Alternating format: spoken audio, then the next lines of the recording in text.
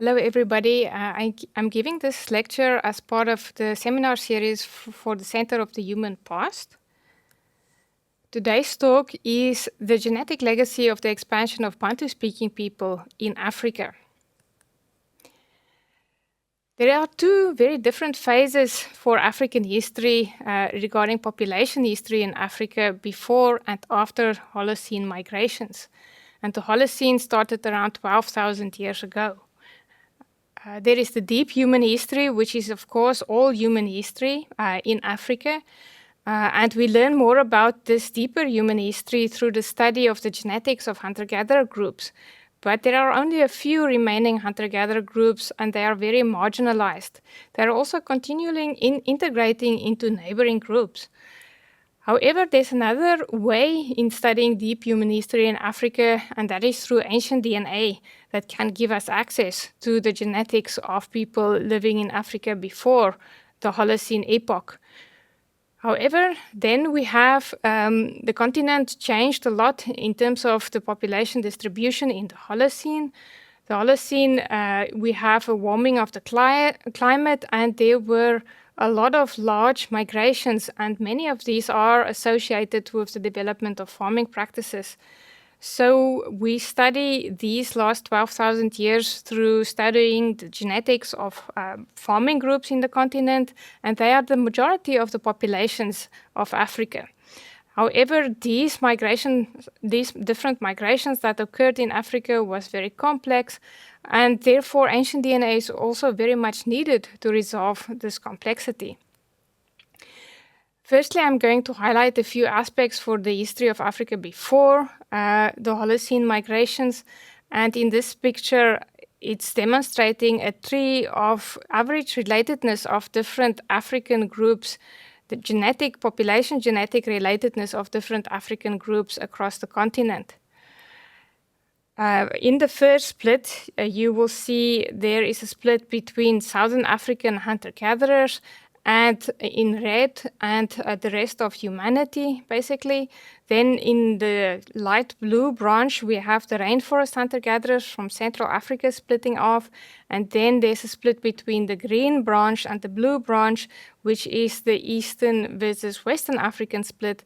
And then there's a small brownish part that goes out of Africa, and this is demonstrates the out of Africa migration. And as you can see, there was a big population bottleneck of populations before migrating out of Africa. However, it seems that all of these branches are connecting back to each other around 300,000 years ago, and many people interpret this that there was one ancestral population that gave rise to all current genetic variation in humans. However, this is just one possible model and most probably not the most likely model of human history. There is likely not one origin, but more and more we've become to realize by studying genetics and also paleoanthropology and archaeology that there was likely many, many different groups living across the African continent that have increased and decreased gene flow with each other over time.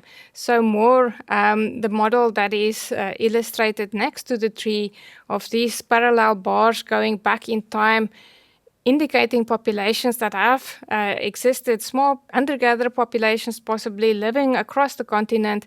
And then we indicated that it is most likely that they have pulses of gene flow separated by isolation events. And this probably went on for thousands of thousands to hundreds of thousands to millions of years between these different populations, in the end forming gradients of relatedness across the landscape. After the Holocene migration, then we have all of these different arrows on the maps, and I know that especially in the archaeology field, people are very sensitive with regards to drawing arrows on a map, and these I would want to reiterate here are just general sort of directions in gene flow that we can observe if we study many, many different groups.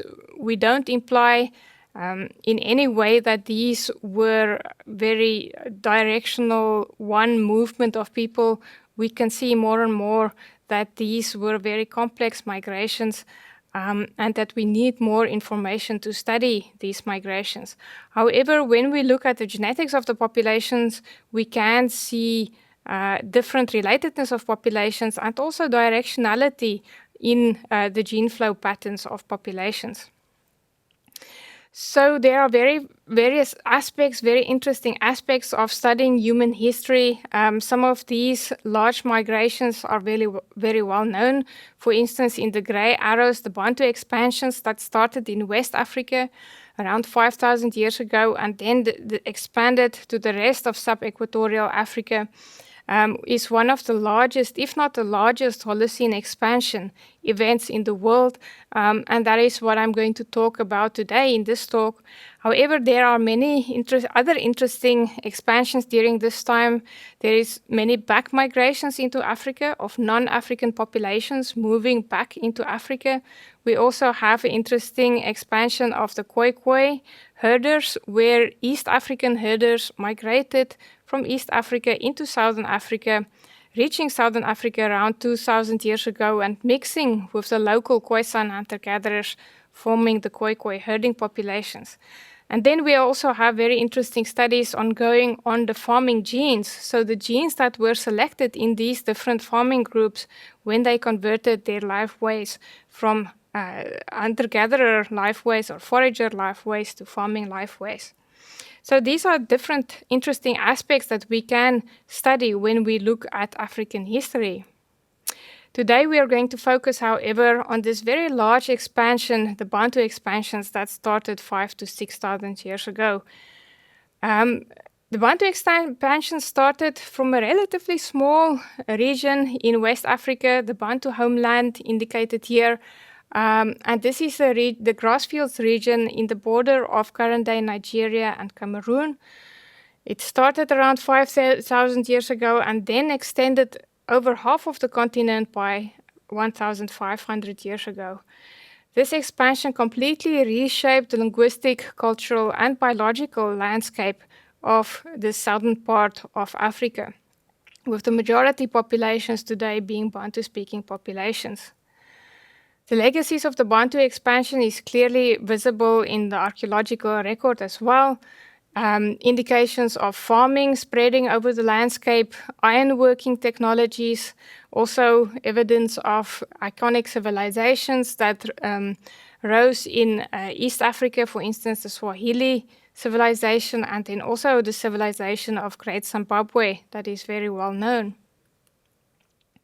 In terms of genetic studies for the Bantu expansion, there are several studies that have been published already, but many of these studies were very local in the way that they investigated populations. Obviously, they are very valuable in terms of fine-scale patterns, and here I show a study on West African Bantu speakers by Patin et al., also by Semo and colleagues, a study that investigated fine-scale structure in Mozambique specifically. And then we have a study of South African Bantu speakers by Sengupta et al. So these studies are said very valuable for these fine-scale structures, but up until our study was published earlier this year, a large overview of the Bantu expansion in terms of the genetics of Bantu speakers across the whole Bantu-speaking area was lacking. Therefore, we did this study on the genetic legacy of the Bantu-speaking populations in Africa, and this was published earlier this year. I highlight the three first co-authors here that did most of the analysis that I will highlight now. In terms of the data set that we studied, here you can see the expansion of the data set that we did through this study. All of the green dots in this map are new modern-day Bantu-speaking populations that we added. We also added some new ancient DNA data in the pink squares, and this then was merged to already published ancient DNA and already published modern-day populations to then study in detail the history of Bantu-speaking populations. These are the geographic locations of the populations. Here they are colored by their major linguistic groups. And when we visualize the genetics of these populations in 2 dimensions using the UMAP approach, you can see there's a good correlation in terms of the geographic positioning of the different individuals and the populations, and also the population structure in 2 dimensions as seen in their genetics. So there's a good correlation in these plots between geography and genetics. However, what we saw for the Bantu speakers is that they also have a lot of admixture with pre-Bantu groups or the local groups that lived in the regions when the Bantu speakers expanded to the different regions in Africa. But it seems that there are only some parts of Africa where Bantu speakers have admixture with these local groups. So here we indicate the evidence of admixture, and you will see that it's mostly in West Africa that Bantu speakers have admixture with rainforest hunter-gatherer groups. In East Africa, Bantu speakers have admixture with Afro-Asiatic groups. And then in Southern Africa, Bantu speakers have admixture with Khoisan groups in purple.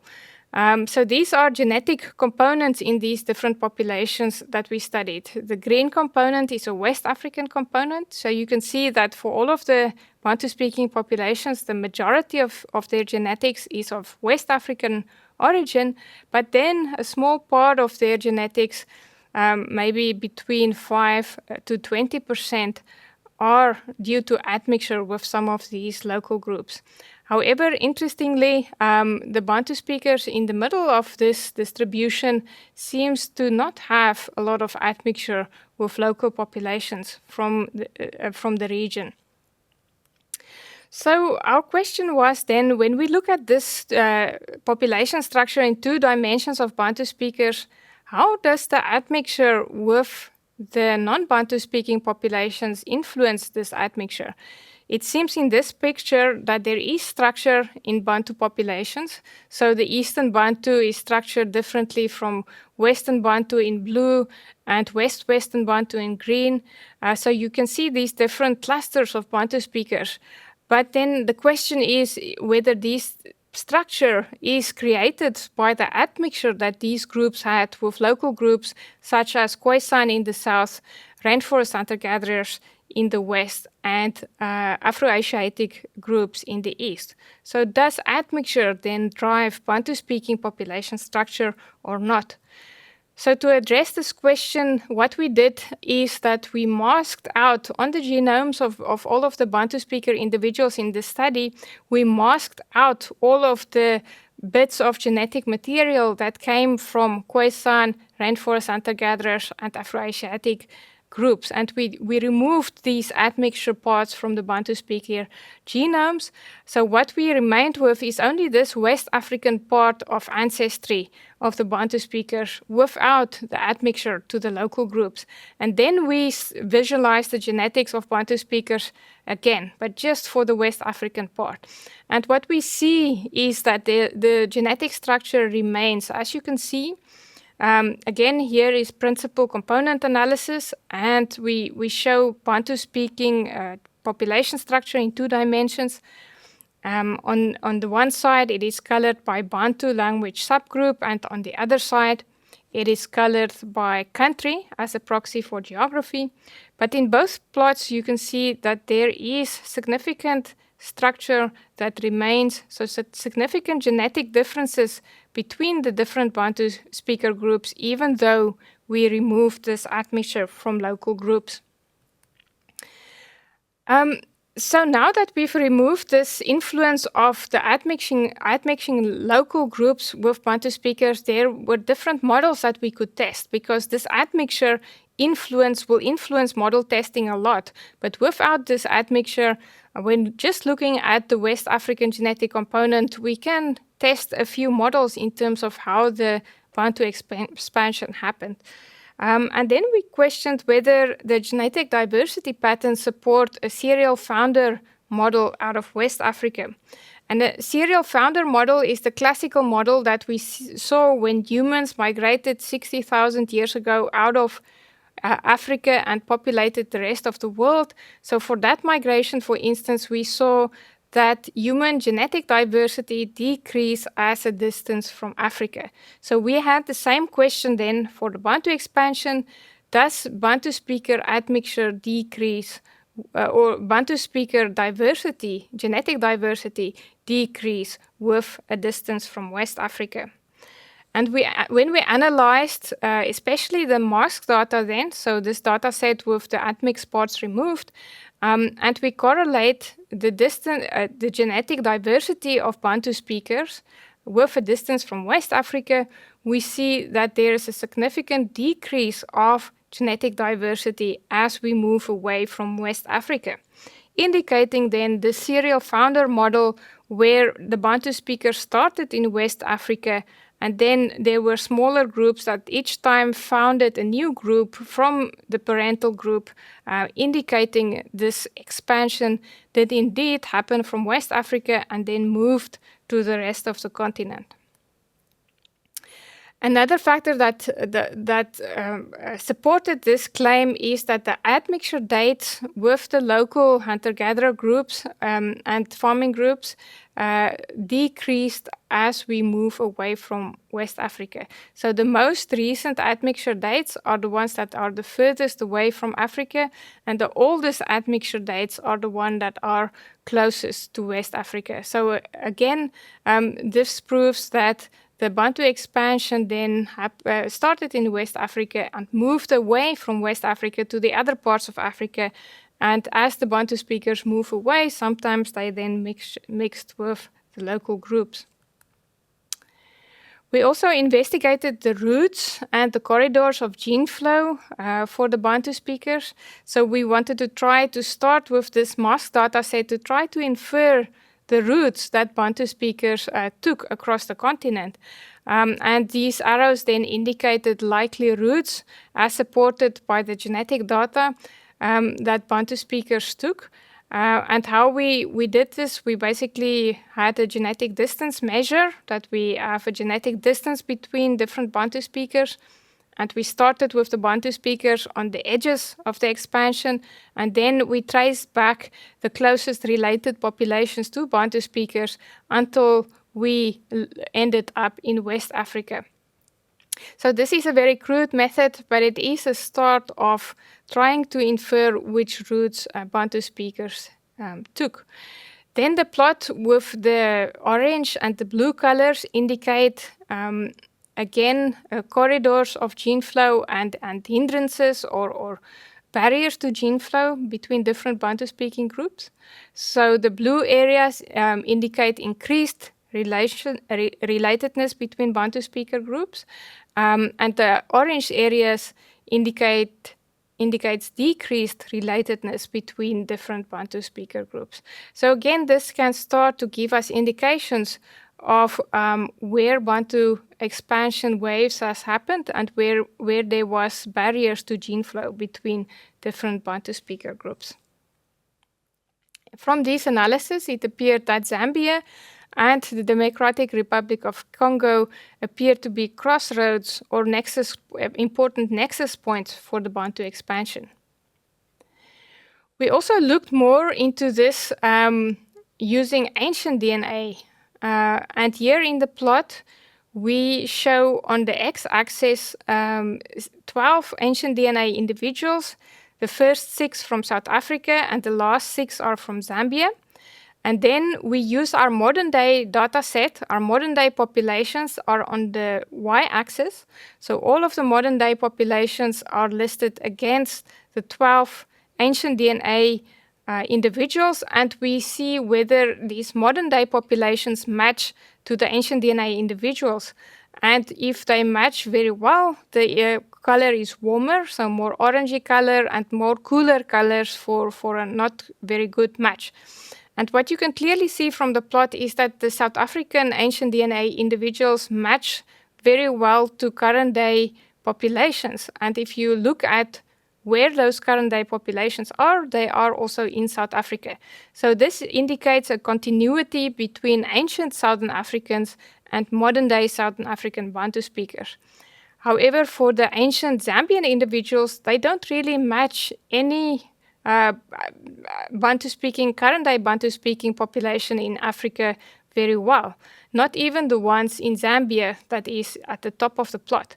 So there in contrast to South Africa, for Zambia, there seems to be a population discontinuity, and that the Zambian individuals that lived in Zambia in the past don't live there today anymore, and we don't really find any match to any populations to these Zambian individuals that lived in Zambia in the past.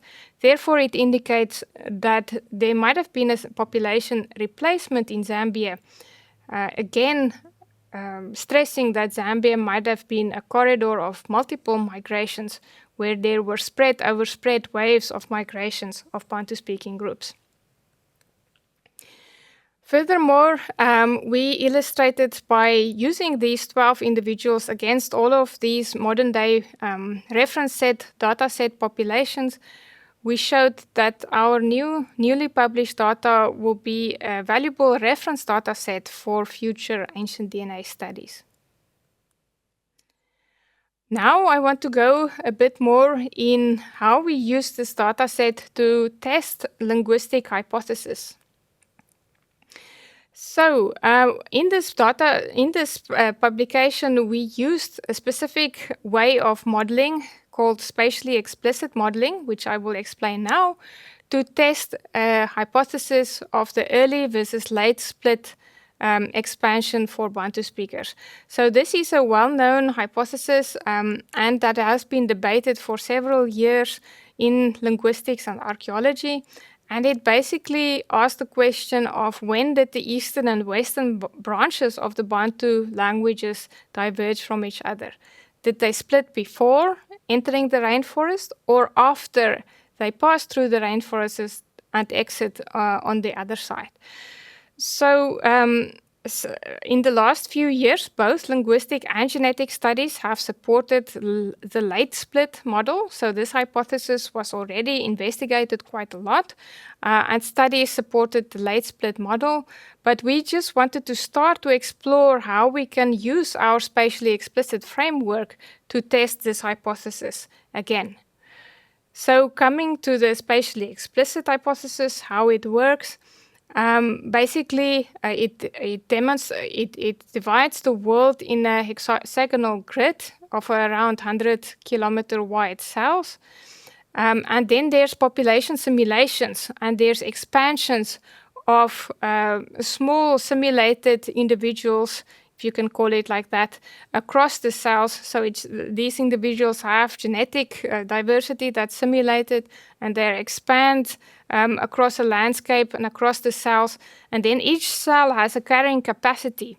And this carrying capacity is determined by the net primary productivity of the cell.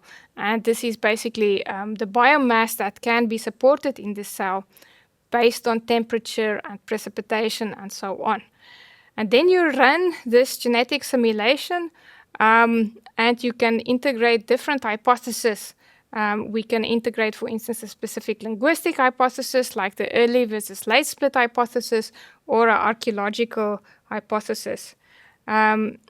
So here in the simulation on the bottom, you can just see how the Bantu expansion is simulated. And basically that red part of the expansion is then the Bantu expansion. And in this case, we are simulating expanding populations both above and below the rainforest. Good, so then we tested this expansion. So the model where we tested both routes, we tested the model where only the northern route was used by Bantu speakers, and then a model where only the southern route was used from the Bantu expansion homeland in orange on the map. So when we tested these different routes by doing thousands and thousands of these simulations and then testing the simulations against our empirical data from genetics, we saw that the scenario with only the northern route receives less statistical support from the data, and both routes or the southern routes were a much better fit between the simulations and the genetic data. So the future perspective, now that we saw that our simulations work and it found this hypothesis that was previously tested and found a more likely explanation than the northern route, we want to test more and more complex models using the simulation framework. We also want to include a possibility to include the different time points through ancient DNA in the model, and also the possibility of these groups to mix with local groups, which was not included in this model. So this was more about how we could integrate with linguistic models. We also started to overlap and to do research together with archaeological inferences. For instance, we were part of this publication where we look at radiocarbon dates. So here in this bar plot, you can see the amount of radiocarbon dates distributed in West Africa over different time points. And there are specific areas of low activity between 600 and around 1,000 years AD. So this low activity then is proposed to be then from archaeology to be a population collapse. And we also tested this with genetic data, and we saw evidence of population collapses in some of the Bantu speaker groups that we investigated. So this is genetic evidence then, but not all of the Bantu speakers. So here again, we can start to correlate archaeological data in terms of the amount of carbon dates with genetic data, where we can actually infer population size changes over time. So these were some examples of how we can use genetic data and integrate with linguistic and also archaeological data. Basically, what we found from the study is that the Bantu speaker expansion was a large demic expansion, so people moving together with their languages and culture from West Africa to the rest of the southern part of Africa. This was, however, known before, but we proved it again with our data set. That something that was not shown before is the serial founder way of migration that we could show with the decreasing genetic diversity from West Africa, increasing genetic distance from the point of origin to as you move away, admixture dates that decline from West Africa to the rest of Africa. And so all of these different factors together show that indeed the Bantu expansion was the expansion that started in West Africa and thereafter moving away. We, however, see that the Bantu expansion was not a continuous movement, and there are corridors of higher and lower gene flow. Also, it seems that there might have been spread over spread events, so where one group migrated into our area initially, and then another Bantu-speaking group kind of spreading over the previous group. And especially we see this in Zambia and the DRC, that might have been crossroads to the Bantu expansion with a lot of movement of groups over time.